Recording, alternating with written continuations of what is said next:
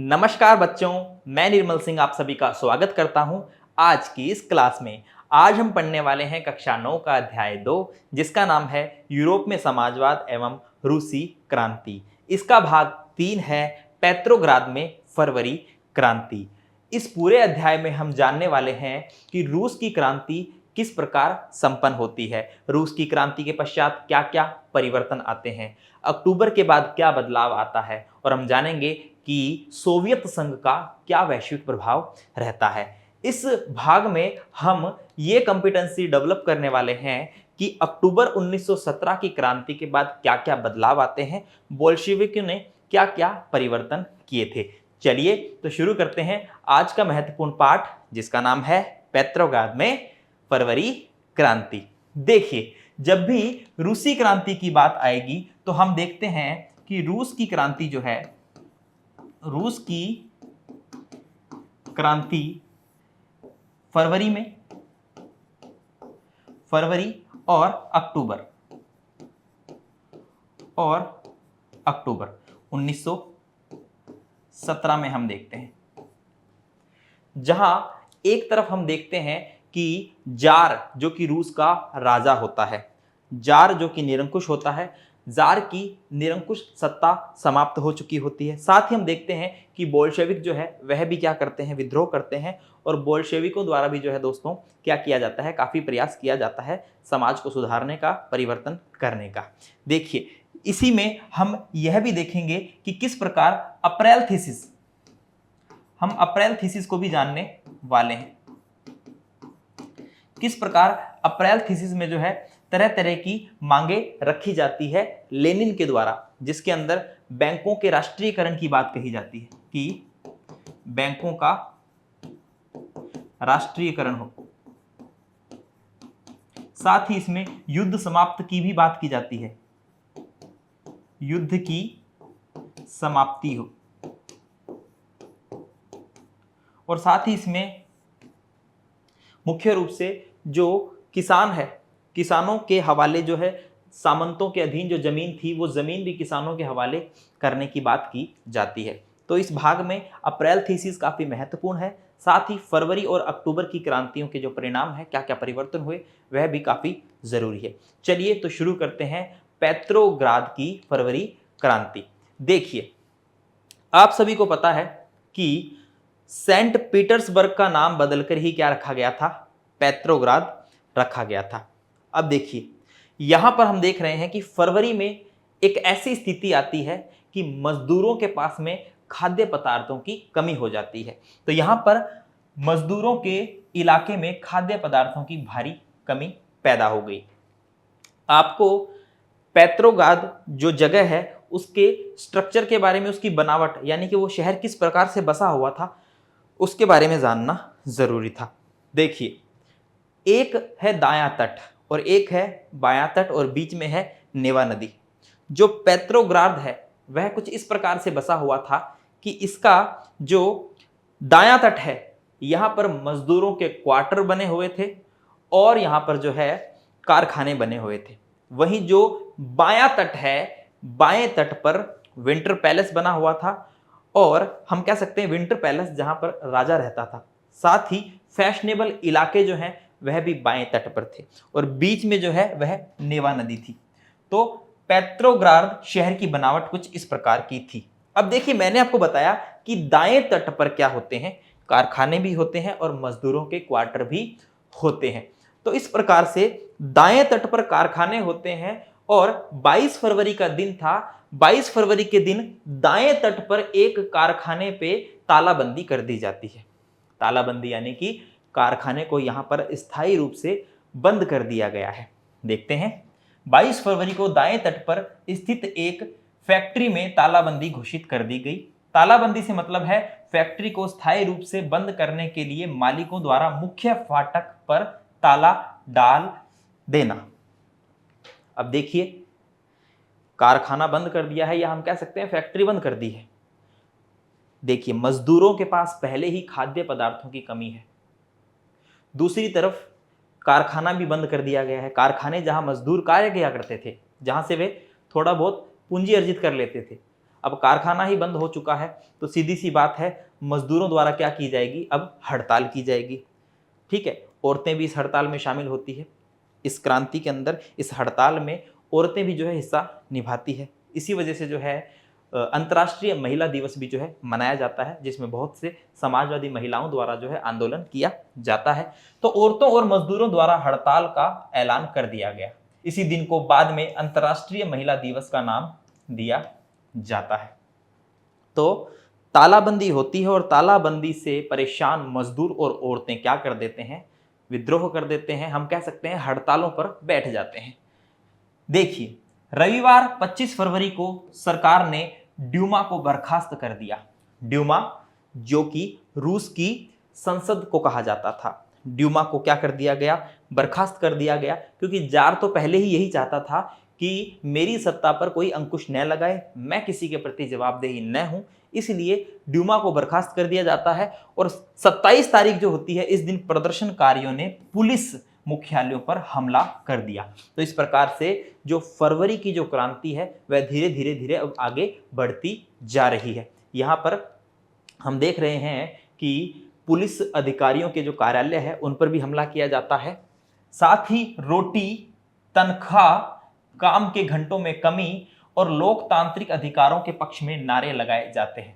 देखिए, रोटी, क्योंकि आप सभी जानते हैं कि खाद्य पदार्थों की कमी हो गई थी इस समय, और तनख्वाह, वेतन बहुत कम दिया जाता था, और काम के घंटों में कमी, काम के घंटे बहुत ज़्यादा थे, बदले में जो प्रतिफल मिल रहा है कार्य का वो बहुत कम मिलता था। साथ ही लोकतांत्रिक अधिकारों की मांग जो है वो लोग कर रहे थे। तो इस वजह से जो है धीरे धीरे धीरे क्रांति जो है आगे बढ़ती है।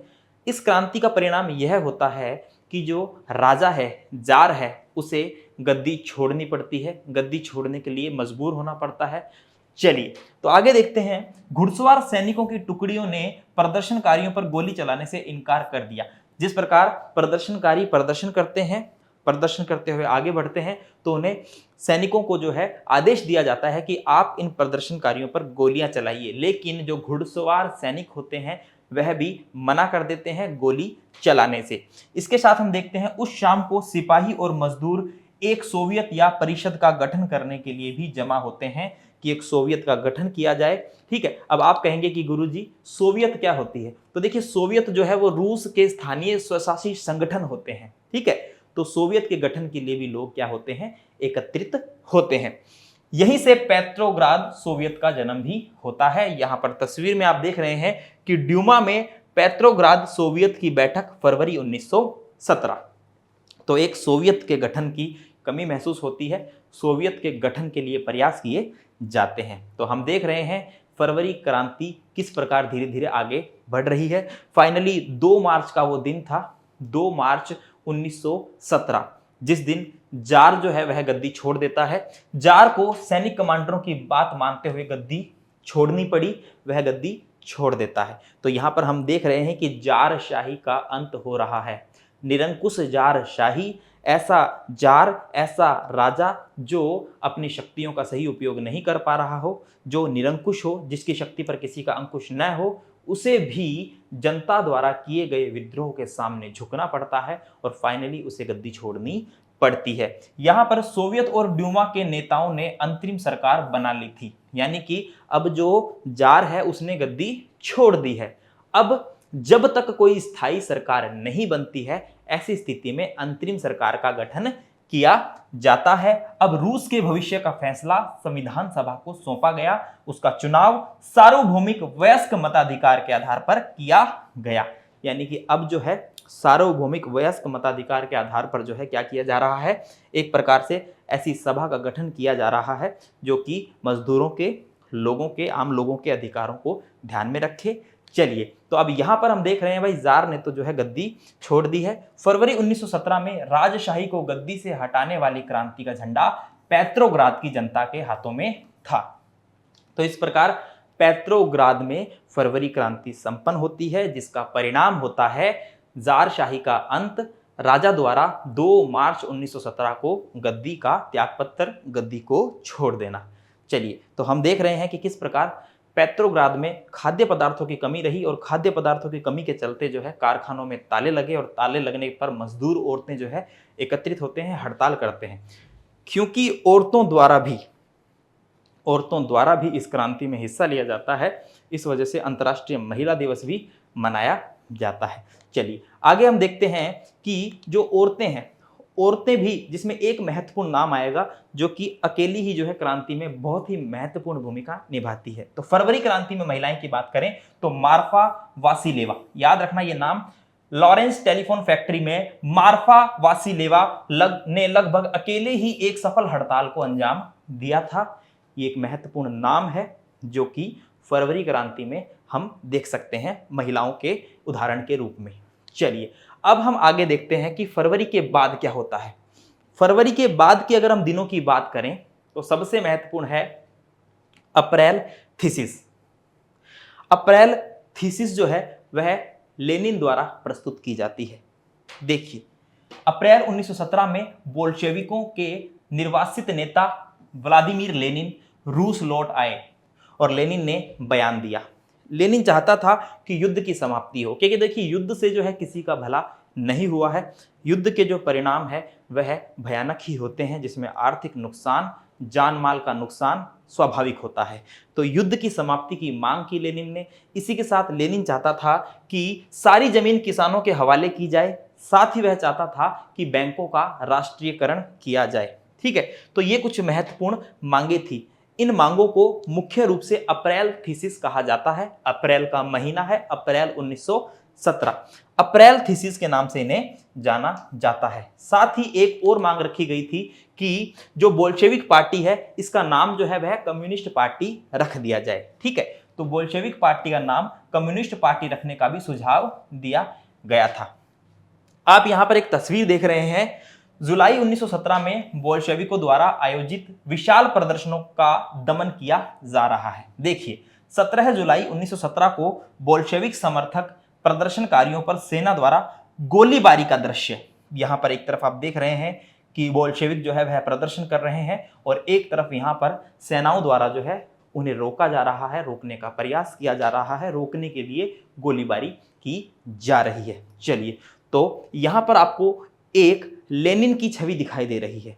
यह छवि जो है अप्रैल 1917 में मजदूरों को संबोधित करते लेनिन की एक बोल्शेविक छवि है। तो इसमें आप देख रहे हैं कि किस प्रकार लेनिन जो है वह बोल्शेविक जो है इन्हें संबोधित कर रहे हैं। चलिए, तो हमने देखा कि अप्रैल थीसिस में लेनिन कुछ मांगे रखते हैं। ठीक है, चलिए इस प्रकार अब हम देख रहे हैं कि अक्टूबर 1917 की क्रांति, अक्टूबर 1917 की क्रांति फिर शुरू होती है धीरे धीरे। देखिए अक्टूबर 1917 की क्रांति के अंदर हम देख रहे हैं कि 16 अक्टूबर 1917 को लेनिन ने पेट्रोग्राद सोवियत और बोल्शेविक पार्टी को सत्ता पर कब्जा करने के लिए राजी कर लिया था। यहां पर लियान ट्राट्स्की के नेतृत्व में सोवियत की ओर से एक सैनिक क्रांतिकारी समिति का गठन किया जाता है और फाइनली 24 अक्टूबर को विद्रोह शुरू होता है। ठीक है, 24 अक्टूबर को विद्रोह यहां पर शुरू हो जाता है। हमने फरवरी क्रांति की बात कर ली है, अब अक्टूबर क्रांति शुरू हो चुकी है। तो 24 अक्टूबर को विद्रोह शुरू हो रहा है। विद्रोह के तहत यहां पर हम देख रहे हैं प्रधानमंत्री कौन होता है, केरेंस्की। केरेंस्की सैनिक टुकड़ियों को इकट्ठा करने शहर से बाहर चले जाते हैं। यहीं एक अरोरा नामक युद्धपोत होता है जिसने विंटर पैलेस पर बमबारी करी। विंटर पैलेस जहां राजा रहा करता था, राजा का निवास स्थान था। दिसंबर तक मॉस्को पेट्रोग्राद इलाके पर बोल्शेविकों का नियंत्रण स्थापित हो चुका था। तो धीरे धीरे हम देखते हैं बोल्शेविकों को सफलता मिलती है और जो बोल्शेविक है वह धीरे धीरे क्या कर लेते हैं, अपना नियंत्रण स्थापित कर लेते हैं। कहां? मॉस्को और पेट्रोग्राद के इलाकों पर। चलिए, तो अक्टूबर क्रांति के अंदर हम देखते हैं कि बोल्शेविकों को यहां पर सफलता मिल रही है। देखिए पेट्रोग्राद में लेनिन बाएं और ट्राट्स्की दाएं मजदूरों के साथ, यहां पर आपको तस्वीर भी दिखाई दे रही है। चलिए आप देख सकते हैं यहां पर जो है लेनिन और ट्राट्स्की की तस्वीर आपको स्पष्ट दिखाई दे रही है। तो इस प्रकार से अक्टूबर की क्रांति जो है संपन्न होती है। चलिए आगे देखते हैं हम कि अब आगे जो है रूसी क्रांति की तारीख क्या होती है। रूसी क्रांति की तारीख को लेकर थोड़ा बहुत जो है अलग अलग कैलेंडर के अकॉर्डिंग अलग अलग देखा जाता है। देखिए रूस के अंदर 1 फरवरी 1918 तक जो कैलेंडर चलता था उसे हम कहते हैं जूलियन कैलेंडर।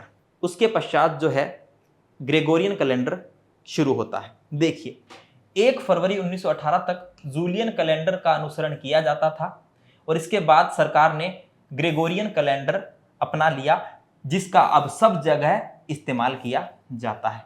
तो देखिए यहां पर होता क्या है, जूलियन कैलेंडर और ग्रेगोरियन जो कैलेंडर है इनके बीच में इनमें 13 दिन का हम कह सकते हैं फर्क होता है, 13 दिन का अंतर होता है। इसी वजह से जो फरवरी क्रांति होती है, अब अगर उसे हम ग्रेगोरियन कैलेंडर के अकॉर्डिंग देखें तो वो मार्च में मानी जाएगी, और जो अक्टूबर क्रांति होती है उसे हम ग्रेगोरियन कैलेंडर के हिसाब से देखें तो वो अक्टूबर में नहीं बल्कि नवंबर में मानी जाएगी। ठीक है, तो देखिए ग्रेगोरियन कैलेंडर जूलियन कैलेंडर से 13 दिन आगे होता है, और इसका मतलब है कि हमारे कैलेंडर के हिसाब से फरवरी क्रांति 12 मार्च को और अक्टूबर क्रांति 7 नवंबर को संपन्न हुई थी। चलिए यहां पर एक शब्द आता है, जो शब्द है कोमिंटर्न। कोमिंटर्न का मतलब क्या है, तो देखिए कम्युनिस्ट पार्टियों की अंतरराष्ट्रीय संस्था, यह शब्द कम्युनिस्ट इंटरनेशनल का संक्षिप्त रूप है। देखिए कम्युनिस्ट इंटरनेशनल की स्पेलिंग देखिए तो इसमें COM फिर INTER, यानी इन दोनों को मिला दिया गया है, तो क्या बन रहा है यहां पर, कोमिंटर्न। ठीक है, तो यह संक्षिप्त रूप है इसका, कोमिंटर्न। चलिए तो इस प्रकार से हमने जाना अक्टूबर की क्रांति के बारे में और फरवरी की क्रांति के बारे में। अब कुछ महत्वपूर्ण तिथियां देख लेते हैं जो कि इस भाग के अंत में आपको देखने को मिल रही है। देखिए क्या है, यहाँ एक तरफ तिथि है और उस तिथि से संबंधित घटना है, जैसे कि 1850 से 1880 के बीच में रूस में समाजवाद पर बहस या समाजवाद पर चर्चा। आप सभी को पता है समाजवादी जो है वो निजी संपत्ति के क्या होते हैं, विरोधी होते हैं। इसी के साथ 1898 Russian social democratic workers party की स्थापना। ठीक है, 1905 में खूनी रविवार और 1905 की क्रांति। हम ब्लडी संडे खूनी रविवार के बारे में पढ़ चुके हैं। हमने देखा था कि किस प्रकार फादर गैपन के नेतृत्व में सभी जो मजदूर हैं एकत्रित होते हैं, मजदूर किसान ये सब एकत्रित होकर विंटर पैलेस के सामने खड़े होते हैं और पुलिस द्वारा जो है उन पर जो है हमला किया जाता है, जिसमें काफ़ी लोग जो है घायल होते हैं। चलिए इसी के साथ 1917 यहाँ पर 2 मार्च जार द्वारा पद त्याग। 2 मार्च को राजा जो है वह गद्दी छोड़ देता है अपने सैनिक कमांडरों के कहने पर, और 24 अक्टूबर को पेट्रोग्राद में बोल्शेविक विद्रोह हुआ था। अक्टूबर की क्रांति जिसे हम कह देते हैं, अक्टूबर 1917। इसी के साथ में 1918 से 20 में गृह युद्ध होता है। 1919 में कॉमिंटर्न का गठन, अभी हमने जाना कॉमिंटर्न के बारे में, और 1929 में सामूहिकीकरण की शुरुआत हम देखते हैं। तो ये कुछ महत्वपूर्ण तिथियां थी। चलिए अब हम देख रहे हैं कि यह जो पूरा भाग है इसमें हमने क्या सीखा है। देखिए हमने यहाँ अप्रैल थीसिस के बारे में जाना। अप्रैल थीसिस जो कि लेनिन जो है अप्रैल 1917 में प्रस्तुत करता है, जिसके अंदर युद्ध समाप्ति की बात कही जाती है, जिसके अंदर बैंकों के राष्ट्रीयकरण की बात कही जाती है, जिसके अंदर जो जमीन है वह अब किसानों को सौंपे जाने की, जनता को सौंपे जाने की बात होती है। इसी के साथ हमने पेट्रोग्राद में फरवरी क्रांति के बारे में जाना कि किस प्रकार पेट्रोग्राद में फरवरी में खाद्य पदार्थों की कमी होती है, और किस प्रकार खाद्य पदार्थों की कमी होने के पश्चात जब तालाबंदी कर दी जाती है फैक्ट्रियों में, तो औरतों और पुरुषों द्वारा जो है हड़तालें की जाती है और विद्रोह फिर शुरू होता है। चलिए अब जो है मूल्यांकन करना जरूरी है, तो आइए मूल्यांकन कर लेते हैं। कुछ महत्वपूर्ण प्रश्नों को हम देखते हैं। आइए पहला प्रश्न क्या है, रूस में अक्टूबर 1917 की क्रांति के लिए कौन सी तारीख तय की गई? तो देखिए 20 अक्टूबर, 22 अक्टूबर, 23 अक्टूबर या 24 अक्टूबर। तो यहाँ सही है 24 अक्टूबर। सेकंड है, रूस में 1917 सैनिक क्रांतिकारी समिति का नेता किसे बनाया गया? ट्राट्स्की, लेनिन, मार्क्स या एंजेल? तो यहाँ पर ट्राट्स्की को जो है क्या बनाया गया? सैनिक क्रांतिकारी समिति का नेता बनाया जाता है। थर्ड प्रश्न है, लेनिन ने अपनी अप्रैल थीसिस द्वारा जो मांगे रखी थी उनमें निम्न में से कौन सी शामिल नहीं थी? तो देखिए एक है युद्ध समाप्त किया जाए, तो ये तो शामिल थी। फिर है उद्योगों को मजदूरों के हवाले किया जाए। फिर है जमीन किसानों के हवाले की जाए, तो ये भी सही है। और फिर है बैंकों का राष्ट्रीयकरण किया जाए, तो ये भी सही। तो जो शामिल नहीं थी वो कौन सी थी? उद्योगों को मजदूरों के हवाले किया जाए, ये शामिल नहीं थी। अब हम देखते हैं सत्य और असत्य वाला प्रश्न। अक्टूबर क्रांति प्रारंभ होने के समय रूस का प्रधानमंत्री केरेंस्की था। तो यह जो कथन है यह सत्य है, याद रखिएगा। साथ ही अब हम देखेंगे last fill in the blanks, यानी कि खाली स्थान आपको भरना है। डैश डैश डैश रूसी शासक जार निकोलस द्वितीय ने त्याग पत्र दिया।